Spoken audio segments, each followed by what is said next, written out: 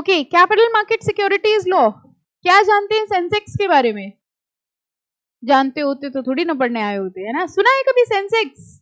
क्या होता है सेंसेक्स? अच्छा, वैसे आपको पैसा इन्वेस्ट करने में इंटरेस्ट है? हाँ, यही हम बोलने वाले थे, पैसा होगा तब ना, इंटरेस्ट तो बहुत है। ओके, सो सेंसेक्स क्या है? जो अभी गिरी है, सेंसेक्स, निफ्टी, ये सारे वर्ड्स आपने सुने होंगे। म्यूचुअल फंड्स, क्या सुना है म्यूचुअल फंड्स के बारे में?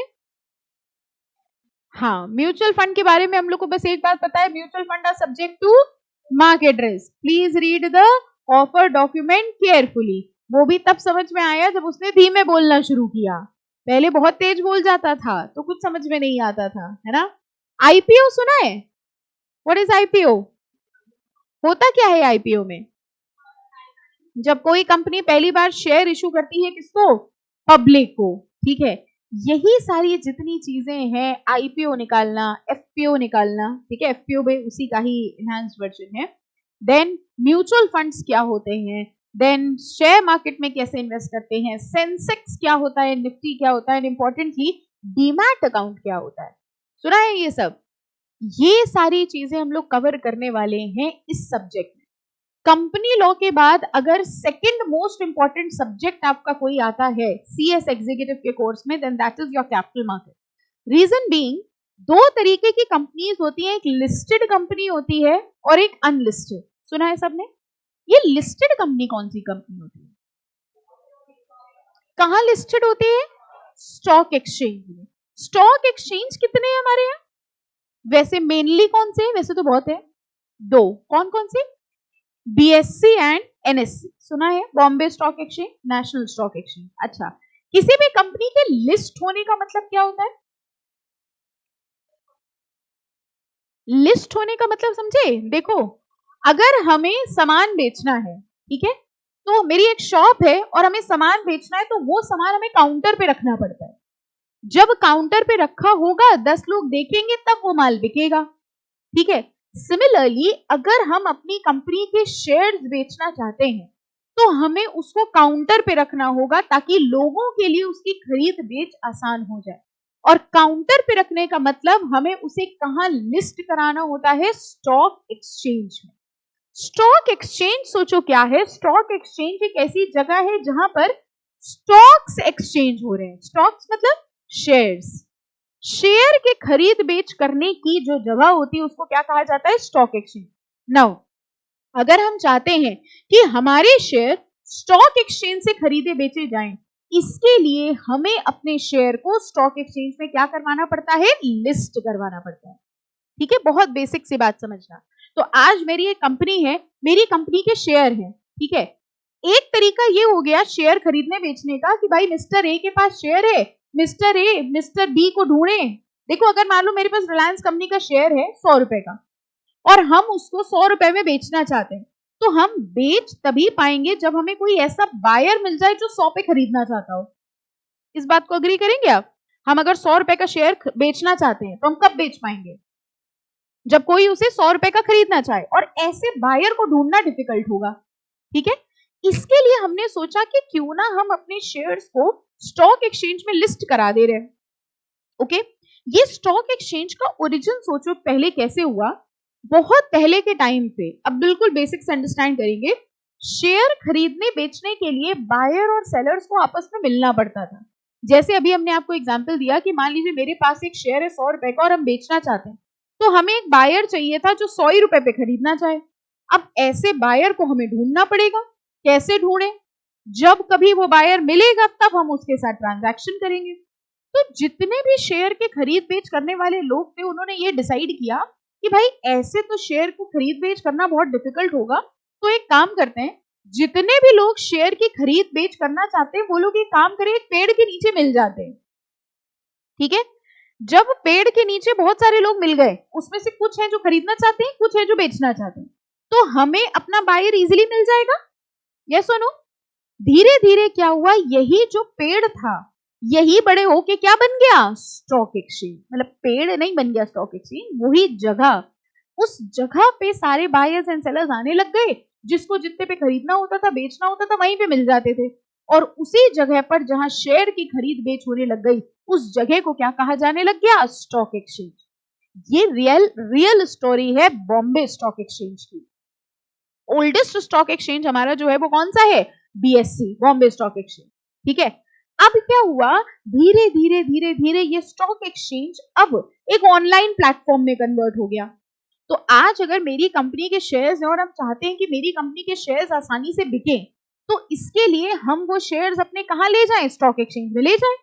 स्टॉक एक्सचेंज में ले जाके वहां पर लिस्ट कर दें। ठीक है, एक बार मेरे शेयर्स वहां लिस्ट हो गए, अब जो भी उसको खरीदना चाहता है वो स्टॉक एक्सचेंज से खरीद लेगा। ओके, तो बताओ ज्यादा शेयर किसके बिकते होंगे? जो स्टॉक एक्सचेंज में लिस्ट कराए हुए हैं या जो लिस्ट नहीं कराए हैं? जो लिस्ट कराए हैं। भाई माल वही बिकेगा जो काउंटर पे दिख रहा है।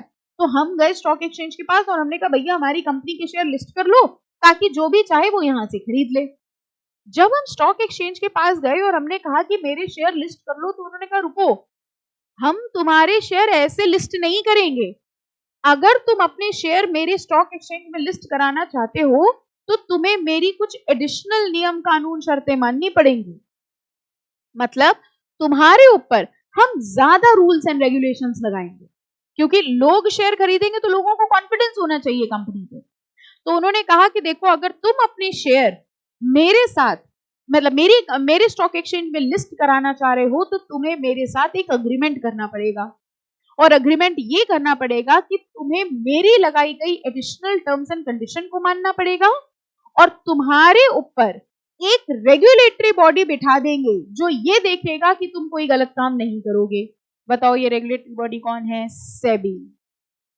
ठीक है, हम कंपनी थे, हमने कहा ठीक है, हम तुम्हारे साथ ये अग्रीमेंट साइन कर लेंगे, हम तुम्हारी एडिशनल शर्तें मान लेंगे, और अब हम सेबी के परव्यू में आ जाएंगे। ठीक है, ऐसी कंपनी जिसने अपने शेयर्स लिस्ट करा दिए स्टॉक एक्सचेंज में, उसको अब क्या कहा जाने लग गया? Listed company. समझ में आया लिस्टेड कंपनी का मतलब क्या हुआ? वो कंपनी जिसकी सिक्योरिटीज स्टॉक एक्सचेंज में लिस्टेड है। अब जैसे ही बात आ गई कि वो लिस्टेड है, अब दो बातें समझना। पहली चीज तो वो कंपनी है, दूसरी बात वो लिस्टेड है। जैसे ही हमने कहा वो कंपनी है, तो उसके ऊपर क्या लग रहा है? Companies act. तो कंपनीज एक्ट तो लग ही रहा है। कंपनीज एक्ट के लगने के साथ साथ उसके ऊपर और क्या लग रही है? सेबी रेगुलेशन। जैसे ही आपने कहा हम लिस्टेड कंपनी है, अब आपकी हर हरकत पर सेबी अपना काम, सेबी अपने रूल्स ले आएगा। आपने कहा हमको आईपीओ निकालना है, सेबी ले आया अपनी रेगुलेशन, जिसका नाम है ICDR regulation, issue of capital and disclosure requirement. ठीक है, आपने कहा कि भैया हमको शेयर बाईबैक करना है। बाईबैक समझते हो क्या होता है? जब कंपनी अपने शेयर वापस खरीद लेती है, सेबी ने कहा अगर तुम्हें बाईबैक करना है, हम तुम्हारे ऊपर अपनी रेगुलेशन लगा देंगे। यानी तुम अब जो कुछ भी करोगे उन सब के ऊपर किसके रूल्स एंड रेगुलेशन लगने लग जाएंगे? सेबी। जबकि वो कंपनी जिसने अपने आप को लिस्ट नहीं करवाया, उसके ऊपर बताओ सिर्फ क्या लग रहा है? Companies act. तो प्राइमरली दो तरीके की कंपनीज हुई, listed and unlisted. Unlisted company के ऊपर सिर्फ और सिर्फ क्या लगता है? कंपनीज एक्ट, यानी he is concern only with group 1। Companies act कहां है? ग्रुप 1। और अगर आप लिस्टेड कंपनी में जाते हैं, तो लिस्टेड कंपनी में दोनों चीजें लगती हैं। कंपनीज एक्ट जो लग रहा है वो तो लगेगा ही लगेगा, उसके अलावा क्या लगेंगी? सेबी की रेगुलेशन। और सारी सेबी की रेगुलेशन इस सब्जेक्ट में हम लोग कवर करने वाले हैं। ठीक है, जो भी कंपनी करेगी, कंपनी कहेगी हम लिस्ट कराएंगे, जो भी हमने आपको एक बात बताई कि उस कंपनी को स्टॉक एक्सचेंज के साथ एक अग्रीमेंट करना पड़ता है। ठीक है, उस अग्रीमेंट को पहले लिस्टिंग अग्रीमेंट कहा जाता था, अब उसी का नाम एलओडीआर है। एलओडीआर सुना है कभी किसी ने? Listing obligation and disclosure requirement. Listing obligation, list होने की ड्यूटीज क्या है, डिस्क्लोजर रिक्वायरमेंट, और क्या क्या डिस्क्लोज करना पड़ेगा। यानी अगर तुम स्टॉक एक्सचेंज में लिस्ट होने आ रहे हो, तो तुम्हें मेरी ये एडिशनल नियम शर्तें कानून मानने पड़े। एलओडीआर सबसे इंपॉर्टेंट है, क्योंकि हर लिस्टेड कंपनी के ऊपर वो एप्लीकेबल होगा। अब अगर अभी हम आज आपसे पूछें ट्रेनिंग के लिए और जॉब के लिए आप क्या प्रेफर करेंगे, लिस्टेड कंपनी या अनलिस्टेड कंपनी? बेसिक क्वेश्चन पूछा हमने आपसे, लिस्टेड में जाना चाहोगे कि अनलिस्टेड में? लिस्टेड में जाना चाहेंगे। बड़ी कौन सी होगी? Obviously listed. तो अगर आप लिस्टेड में जाना चाहेंगे तो आपको और नॉलेज किसकी चाहिए? सेबी रेगुलेशन की। एंड दैट इज व्हाई सीएमएसएल का पेपर इंपॉर्टेंट हो जाता है। कैपिटल मार्केट एंड सिक्योरिटीज लो। आगे बात समझ में? तो अगर आप सिर्फ अनलिस्टेड कंपनी में है तो कंपनीज एक्ट से काम चल जाएगा, लेकिन अगर आप लिस्टेड कंपनी में है तो लिस्टेड कंपनी की हर चीज पे किसकी रेगुलेशंस लगती है? सेबी की रेगुलेशन, और उसी चीज पे बनाया गया है ये पूरा सब्जेक्ट। क्लियर? ठीक है, जरा इसकी भी स्ट्रेटजी समझो। पार्ट 1 कैपिटल मार्केट है और पार्ट 2 सिक्योरिटीज लॉ है। इसमें भी वही सेम चीज है। जो इसका पार्ट 1 है, अगर आप ध्यान से देखो तो उसमें कितने चैप्टर्स हैं? 7, और इसकी वेटेज है 40 मार्क्स की। ठीक है, और जबकि अगर आप पार्ट 2 देखो तो उसमें 8 से लेके 18 तक चैप्टर्स हैं, मोर और लेस 10-11 चैप्टर्स हैं, जिसकी वेटेज 60 मार्क्स की है। लेकिन ये सारे चैप्टर्स बड़े बड़े हैं, सब बड़े बड़े चैप्टर, सब इंपॉर्टेंट चैप्टर। और अगर आप पार्ट 1 की बात करें तो 7 हैं लेकिन छोटे चैप्टर्स हैं। ठीक है, तो इसमें भी अपनी वही स्ट्रेटजी वर्क करेगी कि अगर हम 40 मार्क्स के लिए पहला ये वाला पोर्शन सिक्योर कर लें अच्छा, तो हमारे पास होने के और एग्रीगेट में पास होने के चांसेस जो है वो इंक्रीज हो जाएंगे। ठीक है, फाइन। चलो, इसमें ही हम लोग आज एक चैप्टर से स्टार्ट करने वाले हैं, लॉ रिलेटिंग टू डिपॉजिटरी। एक चीज और, सीएमएसएल और ईसीआईपीएल में एक चीज है कि चैप्टर्स आपस में लिंक्ड नहीं है। आप ये मत समझना कि हमने चैप्टर 1 नहीं पढ़ा है तो 1 नहीं पढ़ा तो अब 7 कैसे समझ में आ जाएगा। ये चैप्टर्स लिंक्ड नहीं है। कंपनी लॉ में ऐसा होता है ना, कंपनी लॉ में काफी हद तक लिंकिंग होती है क्योंकि एक ही एक्ट चल रहा है, बट इसमें ऐसा नहीं है। Every chapter is a different chapter. Okay, तो आज जो हम लोग चैप्टर स्टार्ट करने वाले हैं उसका नाम है law governing to depository and depository participant. अब हमें सबसे पहले बताओ डीमैट अकाउंट क्या होता है किसी का? डीमैट अकाउंट, बैंक अकाउंट है आप लोग का? डीमैट छोड़ो, बैंक अकाउंट है, ऑपरेट करते हैं। अच्छा, एक बच्चे कह रहे नॉमिनी है, नॉमिनी तो हो गई है ना। अच्छा, बैंक अकाउंट नहीं है, ऑपरेट करते हैं, चलाना आता है बैंक अकाउंट। अच्छा, डीमैट अकाउंट, बैंक अकाउंट में क्या रखा जाता है? मनी। डीमैट अकाउंट में क्या रखा जाता है? Security, shares. ठीक है, पहले हमारे शेयर्स जो होते थे, शेयर सबको पता है क्या होता है? पहले हमारा जो शेयर होता था वो फिजिकल फॉर्म में होता था, जिसको शेयर सर्टिफिकेट कहा जाता था। एक ऐसा पन्ना होता था, ठीक है, उसमें लिखा रहता था। आज भी अगर आपके घर में कोई किसी का शेयर में इंटरेस्ट हो और उनके पास पुराने शेयर हो तो आप देखना उनके पास आज भी शेयर सर्टिफिकेट पड़ा होगा। ठीक है, ऐसे एक पेपर होता था, उस पेपर के ऊपर लिखा होता था कि यू आर हैविंग इतने इतने वैल्यू के इतने इतने शेयर, उसको शेयर सर्टिफिकेट कहा जाता था। तो पहले क्या होता था, लोगों के पास शेयर सर्टिफिकेट होता था। अब जब आपके पास वो पेपर फॉर्म में शेयर सर्टिफिकेट है तो उसमें फिजिकल डैमेज के चांसेस होते थे। क्या डैमेज हो सकता था? फट गया, खो गया, या बहुत संभाल के रख दिया। ये होता है आपके साथ, है ना? स्पेशली एडमिट कार्ड के साथ ही बहुत होता था। जिस दिन एडमिट कार्ड आया बहुत संभाल के रख, अच्छा मम्मी लोगों को पता है ना, बहुत ज्यादा संभाल के रख देंगी, है ना? तो आपने कुछ बहुत संभाल के रख दिया और वो इतना संभाल के रखा कि ध्यान ही नहीं रहा। फिर वो मिलता है जब एग्जाम सब हो जाता है, ये मिला अब, है ना? बिल्कुल वैसे ही आपने शेयर सर्टिफिकेट कहीं संभाल के रख दिया, चूहे उतर गए, बारिश में भीग गया, हो गया, फट गया, या उसके ऊपर रख के खाना खा लिया, है ना? कुछ भी हो सकता है।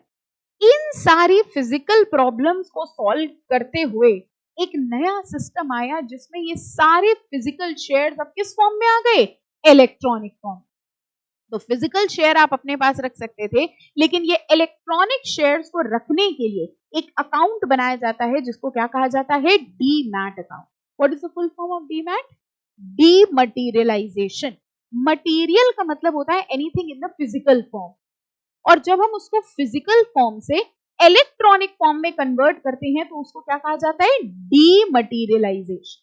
यानी conversion from physical to electronic is dematerialisation. क्या आप हमें गेस करके बता सकते हो रीमटेरियलाइजेशन क्या हुआ? Electronic to physical. ठीक है, फाइन। अब जरा इसका सिस्टम देखेंगे। सीएमएसएल की हर क्लास में स्टार्टिंग के किसी भी चैप्टर के स्टार्टिंग के 10-15 मिनट सबसे इंपॉर्टेंट है। उसी से या तो चैप्टर समझ में आ जाएगा या तो नहीं आएगा। अगर ये 10-15 मिनट आप मिस करेंगे ना तो फिर चैप्टर नहीं समझ में आएगा। ठीक है, तो फुल कॉन्सेंट्रेट करना। जो ओल्ड सिस्टम होता था, अर्लियर सिस्टम, उसमें देखो क्या होता था, एक होती थी कंपनी, और कंपनी अपना शेयर किसको दे देती थी? लेट्स से मिस्टर ए को। मिस्टर ए कौन हो गए? Share holder. तो कंपनी ने क्या किया, कंपनी ने अपना वो एक पेपर बनाया शेयर सर्टिफिकेट, और वो शेयर सर्टिफिकेट किसको दे दिया, मिस्टर ए को। और कंपनी ने अपने पास एक रजिस्टर बनाया। अब कंपनी को कैसे पता चले कि किसको किसको शेयर सर्टिफिकेट बांट दिया है, तो कंपनी ने अपने पास एक रजिस्टर बनाया, जिस रजिस्टर को कहा जाता है रजिस्टर ऑफ मेंबर्स। ठीक है, जिसको जिसको ये शेयर सर्टिफिकेट दिया उसका उसका नाम उन्होंने किसमें लिख दिया, रजिस्टर में लिख दिया कि भैया मिस्टर ए के पास शेयर है। इतनी बात समझ में आई। अब जिस दिन शेयर पे क्या मिलता है,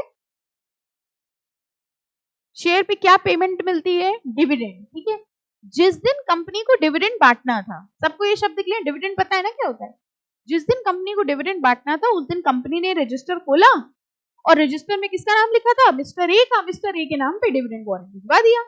ठीक है, ये हमारा ओल्ड सिस्टम होता था। यानी अब मिस्टर ए जो थे शेयर होल्डर, इनके पास वो फिजिकल फॉर्म का शेयर था। पहली दिक्कत मिस्टर ए को ये हो रही थी कि उस शेयर में फिजिकल डैमेज के चांसेस थे। ठीक है, दूसरी दिक्कत ये हुई, अब मिस्टर ए को ये शेयर ट्रांसफर करना था मिस्टर बी को। समझते जाना, मिस्टर ए को ये शेयर ट्रांसफर करना था मिस्टर बी को, तो मिस्टर ए ने वो शेयर सर्टिफिकेट मिस्टर बी को पकड़ा दिया, ये लो। ठीक है, बताओ क्या इससे शेयर ट्रांसफर हो गया, क्यों, कंपनी के रजिस्टर में आज भी किसका नाम लिखा है, ए का लिखा है। बताओ डिविडेंड किसको मिलेगा, ए को ही मिलेगा।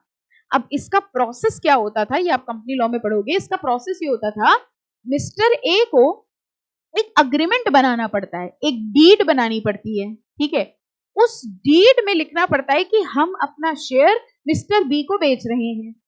फिर वो डीड, वो डॉक्यूमेंट प्लस अपना शेयर सर्टिफिकेट कंपनी को भिजवाना पड़ता है। फिर कंपनी अपने रजिस्टर में अमेंडमेंट करेगी, मिस्टर ए का नाम हटाएगी, किसका नाम डालेगी, मिस्टर बी का नाम डालेगी, फिर नया शेयर सर्टिफिकेट बनाएगी, और नया शेयर सर्टिफिकेट बना के बताओ किसको भेज देगी, बी को। ठीक है, इस पूरे सिस्टम में सबसे पहली दिक्कत तो ये हुई कि फिजिकल डैमेज के चांसेस बहुत हुए। दूसरी दिक्कत ये हुई कि जब ये शेयर सर्टिफिकेट कंपनी को भेजते थे तो कई बार कंपनी पहुंचता ही नहीं था। ठीक है, फाइन। तीसरी दिक्कत ये थी, ये जो ये अग्रीमेंट बनाते हैं, इस अग्रीमेंट पे स्टैम्प ड्यूटी लगती थी। स्टैम्प ड्यूटी समझ गए, स्टैम्प पेपर पे बनता है अग्रीमेंट, और स्टैम्प पेपर का मतलब उतना टैक्स आपको देना पड़ता है। टैक्स अभी भी लगता है, इलेक्ट्रॉनिक फॉर्म में भी थोड़ा बहुत लगता है नई अमेंडमेंट के हिसाब से, बट स्टिल ये जो डीड बनाने का खर्चा हुआ, ये सब एडिशनल खर्चे होते थे इस ओल्ड सिस्टम में। ओल्ड सिस्टम समझ आ गया। ठीक है, इन प्रॉब्लम्स को सॉल्व करते हुए अब आया न्यू सिस्टम। अब देखना, न्यू सिस्टम में सबसे पहले है कंपनी, और कंपनी के बाद कंपनी ने अपने शेयर डिपॉजिट करवा दिए एक एंटिटी के पास, जिसको क्या कहा गया, डिपॉजिटरी। ठीक है, कंपनी ने कहा हम अपने सारे के सारे शेयर जमा करा दे रहे हैं किसके पास, डिपॉजिटरी के पास। नाउ हमारे देश में 2 डिपॉजिटरीज हैं, पता है किसी को, NSDL एंड CDSL, सिर्फ 2 डिपॉजिटरीज हैं। ठीक है, लेकिन लोग तो इतने सारे हैं, इतने सारे लोगों को शेयर्स चाहिए, तो इस डिपॉजिटरी ने अपनी ब्रांचेस खोल ली। ठीक है, और इनकी ब्रांचेस को क्या कहा गया, डिपॉजिटरी पार्टिसिपेंट, और नीचे आ गया शेयर होल्डर। ठीक है, यानी मिस्टर ए, वही मिस्टर ए। अब जब मिस्टर ए को शेयर लेना होगा, ठीक है, तो बताओ वो किसके पास जाएंगे, डिपॉजिटरी पार्टिसिपेंट के पास जाएंगे। ठीक है, और डिपॉजिटरी पार्टिसिपेंट किसके पास जाएगा, डिपॉजिटरी के पास। डिपॉजिटरी जो है वो मिस्टर ए के लिए, ठीक है, सबसे पहले शेयर होल्डर को डिपॉजिटरी पार्टिसिपेंट के पास जाएगा और उसके पास एक अकाउंट खुलवाना पड़ेगा। कौन सा account, demat account. Demat account खुलवाएगा। अब जब मिस्टर ए ने कोई भी शेयर किसी कंपनी के लिए, तो वो शेयर उसके डीमैट अकाउंट में क्रेडिट कर दिए जाते। ठीक है, फाइन। जैसे डिपॉजिटरी बिल्कुल वैसे ही काम करता है जैसे एक बैंक होता है, और डिपॉजिटरी पार्टिसिपेंट वैसे काम करता है जैसे बैंक की ब्रांचेस।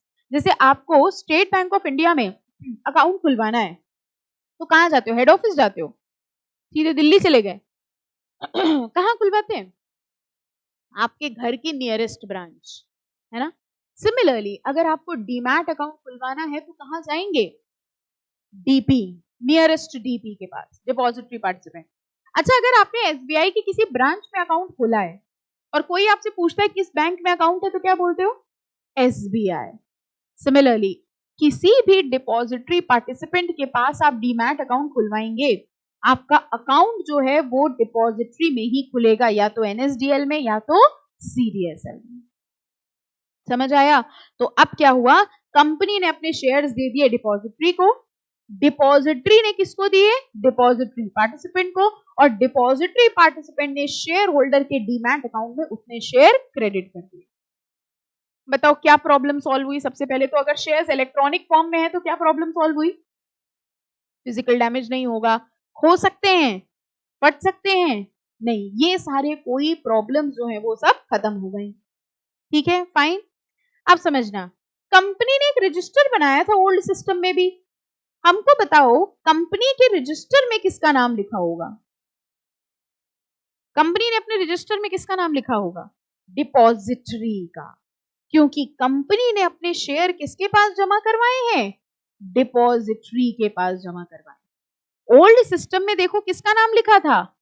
शेयर होल्डर का। ओल्ड सिस्टम में मिस्टर ए थे इनके रजिस्टर्ड ओनर।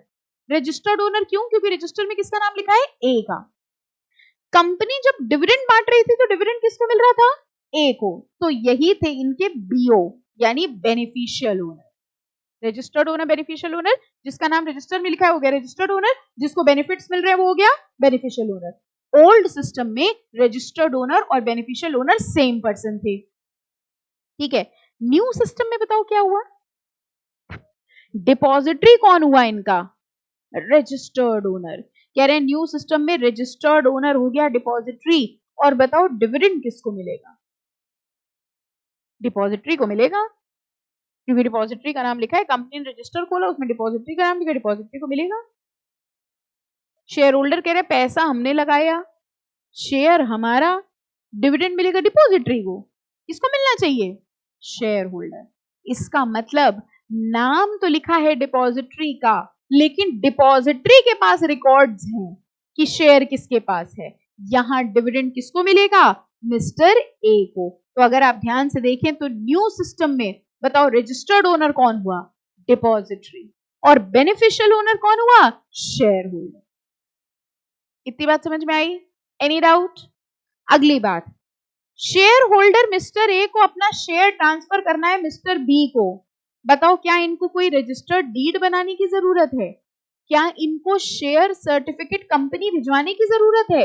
इनके पास तो कोई शेयर सर्टिफिकेट है ही नहीं। मिस्टर बी ने और ए ने सिंपली किसके पास गए?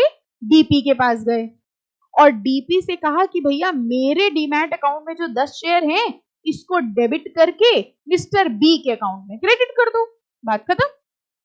ठीक है, यानी अब डिपॉजिटरी पार्टिसिपेंट ने मिस्टर ए के डीमैट अकाउंट से शेयर कम कर दिए और मिस्टर बी के अकाउंट में डाल दिए। हमको बताओ ऐसा करने से रजिस्टर्ड ओनर चेंज हुआ?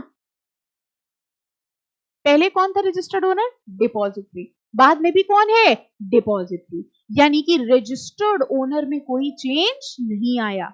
क्या कोई डीड बनवानी पड़ेगी? नहीं, ना कोई डीड बनवानी है, ना कोई फिजिकल डैमेज होना है। सिंपल इस सिस्टम के थ्रू मिस्टर ए और बी के बीच में शेयर ट्रांसफर हो गया। अब बताओ कोई डाउट इस न्यू सिस्टम में? Any questions? कुछ हो तो पूछ लीजिए। पूछो? नहीं? कोई और पूछ लो, कुछ तो पूछ लो। अच्छा, समझ आ गया सबको? पक्का? ठीक है, तो जैसे एक बैंक होता है वैसे ही उसकी ब्रांचेस होती हैं, और जैसे बैंक होता है वैसे हमारे सिस्टम में कौन होता है? डिपॉजिटरी। और जैसे ब्रांचेस होती हैं वैसे ही कौन होता है? Depository participant. न्यू सिस्टम में रजिस्टर्ड ओनर कौन होगा? डिपॉजिटरी। बेनिफिशियल ओनर कौन होगा? Share holder. जबकि ओल्ड सिस्टम में दोनों सेम थे। ठीक है, फाइन। इसी के ऊपर जो लॉ बनाया गया है उसको कहा जाता है law governing depository and depository participant. अब बताओ चैप्टर का नाम समझ में आया? यानी अब हम लोग लॉ पढ़ने वाले हैं जो किसके ऊपर लग रहा है? डिपॉजिटरीज के ऊपर लगेगा और डिपॉजिटरी पार्टिसिपेंट। डिपॉजिटरी पार्टिसिपेंट्स कौन थे? ब्रांचेस। ठीक है, क्योंकि सिर्फ 2 डिपॉजिटरी हैं और लोग इतने सारे, इसलिए इतने सारे लोगों की नीड्स को मीट आउट करने के लिए डिपॉजिटरी ने क्या ओपन कर ली है? अपनी ब्रांचेस, जिनको क्या कहा जाता है, डिपॉजिटरी पार्टिसिपेंट। Any doubt? ठीक है, चलो अब चैप्टर समझ में आ जाएगा, कुछ बचा नहीं है इसमें। देखो, it was the era of paper based settlement of trade. पहले कैसा होता था, पेपर बेस्ड सेटलमेंट, क्योंकि शेयर्स फिजिकल फॉर्म में थे।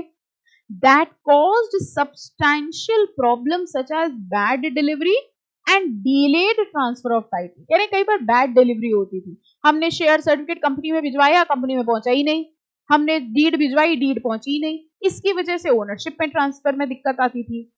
Keeping a track of securities involve extensive manual paper work. आप कुछ सोच के देखिए, एक कंपनी के शेयर लाखों लोगों के पास होते हैं। लाखों लोगों का मतलब समझ गए, लाखों लोगों का मतलब इतने शेयर सर्टिफिकेट बनाने पड़ते होंगे। अगर एक शेयर पे एक शेयर सर्टिफिकेट बन रहा है तो सोचो कितने शेयर सर्टिफिकेट बनवाने पड़े, कितना पेपर इन्वॉल्व हो गया। अब ये सारा पेपर वर्क जो है वो फिनिश हो गया। And converting the transaction into respective agreement became complicated. There was an inherent delay in the receipt of security and restricted infrastructure made it difficult to manage and control the storage of such share certificate. तो कह रहे हैं इतने सारे share certificate को store करना, manage करना difficult हो गया, और इन डिफिकल्टीज के एज अ सोल्यूशन के तौर पे ही कौन सा सिस्टम आ गया, डिपॉजिटरी सिस्टम। देखो अब ये पैराग्राफ देखना, अपने आप समझ में आएगा आपको। Depositories Act was enacted by Indian Parliament to provide a legal framework for establishment of depository. बताओ ये लाइन आई कि नहीं? It provided a dematerialization route to book entry based transfer of security and settlement of securities trade. अब कौन सा हो गया system, dematerialization, book entry form. Book entry form समझ गए? अब सिर्फ एंट्री पास की जाती है। जैसे आप जब बैंक में कैश जमा करने जाते हैं और अगले दिन अगर आप कैश निकालने जाए तो क्या आपको सेम नोट मिलते हैं? कभी एक्सपीरियंस किया है आपने? आज जाके 100 रुपए जमा करना, ठीक है, और फिर थोड़ी देर बाद ही उसको निकाल लेना, बताओ वही नोट मिलेगा? पहली चीज तो बैंक वाला आपको डांट देगा कि कर क्या रहे हो, है ना। आज जाना 100 रुपए जमा करना और 1 घंटे वहीं खड़े रहना, फिर 1 घंटे बाद चले जाना कि वही वाला दे दो, मिलेगा वही वाला? वो नोट नहीं मिलेगा। क्यों? सिस्टम क्या होता है बैंक में, बताओ? आपसे कैश काउंटर पे गए, जमा करने गए कभी? एक काम करो, एग्जाम्पल के तौर पे हम अपना अकाउंट नंबर दे रहे हैं, जब सीखोगे ना तभी तो आएगा। तो मेरे अकाउंट में 1-2 लाख रुपए जमा करो, हाँ? नहीं निकालना नहीं, फिर सीख जाओगे, फिर क्यों निकालोगे? अच्छा, तो आपने जब बैंक अकाउंट में दिया, कैश काउंटर में पैसा दिया, फिर वो काउंटर वाले अंकल क्या करते हैं? हाँ, वो काउंट तो करते हैं, काउंट हो गया, फिर क्या करते हैं? फिर उस कैश को एक कॉमन कैश में रख लेते हैं और आपके अकाउंट में एक एंट्री, कंप्यूटर पे कुछ करते हैं, आपके अकाउंट में एक एंट्री डालते हैं जिससे आपको मैसेज आ जाता है, फिर वो सारा कैश कॉमन कैश में चला जाता है। अब जब आप विड्रॉ करने जाओगे तो कॉमन कैश से आपको कैश निकाल के दिया जाएगा, यानी जो नोट आपने दिया था वो नोट आपको वापस नहीं मिलेगा। ठीक है, इसका मतलब आपने कैश तो जमा किया लेकिन उसके आगे का काम सिर्फ बुक एंट्री फॉर्म में हुआ, सिर्फ एंट्री पास कर दी गई अकाउंट। ठीक है, आपका बैंक अकाउंट होता है जैसे, तो बैंक अकाउंट में देख लेते हो, आपकी कोई अलमारी है वहां पे दिखता है इतने पैसे पड़े हैं, वो मेरा बैंक अकाउंट दिख रहा है उसमें? नहीं, सिर्फ किस फॉर्म में है? इलेक्ट्रॉनिक फॉर्म में। सिमिलरली जैसे ही आपने शेयर सर्टिफिकेट दे दिया, अब आपके शेयर सर्टिफिकेट गायब और उस शेयर सर्टिफिकेट की जगह आपकी डीमैट अकाउंट में सिर्फ क्या आ गई, एक एंट्री आ गई कि भैया 10 shares of Reliance, that's it. Okay, a depository facilitates holding investors security in electronic form. Depository से क्या फायदा मिलता है कि हमारी सिक्योरिटीज किस फॉर्म में आती है? इलेक्ट्रॉनिक फॉर्म में, and enables transactions to be processed by depository participant. बताओ क्या मतलब हुआ? लाइन का मतलब बताओ। सिक्योरिटीज हमारी इलेक्ट्रॉनिक फॉर्म में होती हैं and enables transactions to be processed by depository participant. अब रिमेनिंग ट्रांजैक्शन कौन करता है? डीपी करेगा। अब डिपॉजिटरी नहीं करेगा, डिपॉजिटरी की जगह ब्रांच करेगी, यानी डीपी करेगा। ठीक है, a depository participant can be a financial institution. DP कोई भी हो सकता है। कई बार आपने बैंक में देखा होगा, बैंक में जो बैंक में लिखा रहता है यहाँ डीमैट अकाउंट खुलवाएं, इसका मतलब वो बैंक बताओ डिपॉजिटरी है कि डीपी है? डीपी की तरह एक्ट कर रहा है। ओके, कह रहे हैं ब्रोकर हो सकता है, बैंक हो सकता है और any other eligible participant. Securities held in depository account are similar to holding funds in bank account. Clear है ये लाइन? जैसे हम बैंक अकाउंट में फंड्स रखते हैं वैसे ही डिपॉजिटरी अकाउंट में शेयर्स रखते हैं। Transfer of ownership is done through simple account transfer. अब ट्रांसफर करना है तो सिर्फ कैसे करना है? अगर आपको अपने अकाउंट से किसी के अकाउंट में पैसा ट्रांसफर करना है तो क्या करते हो? किसी को पैसा लेके दौड़ाते हो कि जाओ दे हो जाके? नहीं, सिर्फ एक एंट्री पास करते हो। Okay, this method does away all the risk and hassles normally associated with the paperwork। तो पेपर वर्क की जितनी भी प्रॉब्लम्स थी वो सब सॉल्व। कॉन्सिक्वेंटली द कॉस्ट, अब बताओ कॉस्ट ऑफ ट्रांजैक्शन कम हुआ होगा कि बढ़ा होगा? कम, क्योंकि पेपर वर्क खत्म हो गया सारा। तो cost of transaction in a depository environment is considerably lower as compare to transacting in physical service. समझ आ गया सबको डिपॉजिटरी सिस्टम? कौन सा सब्जेक्ट पढ़ रहे हैं हम लोग? सीएमएसएल कहाँ है? अरे बेनामी तो चल रहा है नहीं, बीच में ब्रेक हुआ था है ना? क्या पढ़ा था पहले? हाँ, और ये दूसरा सब्जेक्ट शुरू कर दिया। ठीक है, याद रहेगा? ओके, चलो यहाँ पे आज हम लोग थोड़ा स्टॉप करेंगे बिकॉज कंसिडरिंग आपकी फर्स्ट क्लास है। होमवर्क दें तो करेंगे आप? समझते होमवर्क मतलब? होमवर्क मतलब घर जाके पढ़ना। ठीक है, जिनके पास बुक है वो तो बुक से पढ़ेंगे, जिनके पास बुक नहीं हो क्या करेंगे? होमवर्क नहीं करके आएंगे, हाँ, पीडीएफ से पढ़ेंगे। ग्रुप पे आ गई है पीडीएफ इसकी? अभी हम मैम को बोल देंगे ग्रुप पे बुक की पीडीएफ भेज देंगे। ठीक है, आपको करना ये है, ये वाले पॉइंट्स जो है ओवरव्यू, ऑल्दो हमने सब समझा दिया है, ये वाले ओवरव्यू एक बार आपको सारे पॉइंट्स रीड करके आने हैं, हो जाएगा। रोल ऑफ डिपॉजिटरी से हम लोग नेक्स्ट लेक्चर पे लेंगे। इसके ऊपर वाले पॉइंट्स में या तो आप हमसे डाउट पूछना और आप नहीं पूछोगे तो हम पूछ लेंगे। ठीक है, हो जाएगा, छोटा सा होमवर्क है। ठीक है, चलो नेक्स्ट लेक्चर पे वील कंटिन्यू।